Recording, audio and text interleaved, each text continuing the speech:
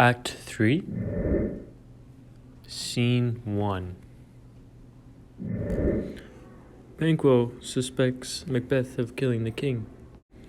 Banquo now wonders the fate that the three witches gave him may be true.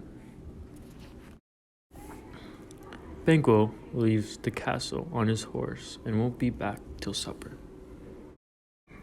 Upon my head they placed a fruitless crown. This means Macbeth will fight against the fate the witches gave Banquo. Macbeth orders 2 murderers to kill Banquo and his son Fleance. Scene 2. Macbeth feels guilty about what he has done to King Duncan.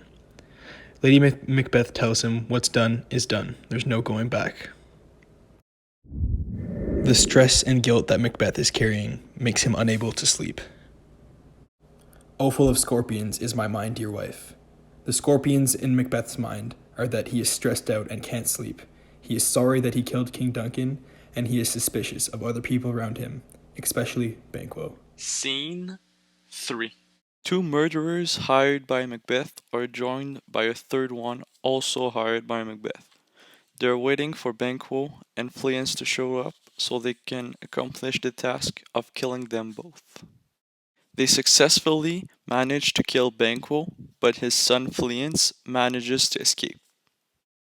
This quote shows Banquo's hope of Fleance revenging him and his hope of the prophecy being true and Fleance being the first of a line of kings.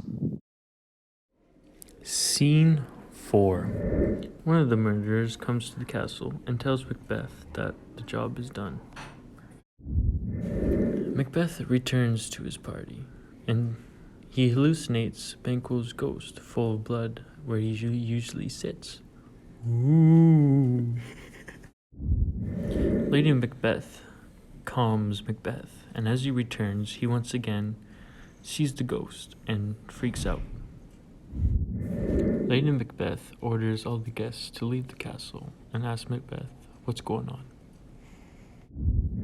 Macbeth compares his killings to walking in blood and says to himself it'd be tedious to stop now, so why would he? Scene 5.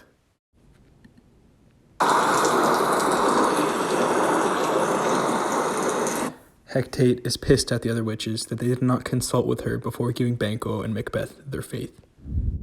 Hecate realizes what she has to do. She says she will create a spell to trick Macbeth into thinking the illusion that he is greater than fate, he will mock death, and he will think that he is the best in the world. Scene 6. Is telling his suspicions about Macbeth to another lord. It wouldn't make sense for Malcolm and Donalbain to kill their own father, and to Macbeth to kill the 2 guards just because he's sad about the king's death. The other lord informs Lennox that Malcolm fled to England and lives in the king's court. He will receive Macduff's visit very shortly. Macduff refused to obey Macbeth's order to appear with a peremptory and instead decided to go to England.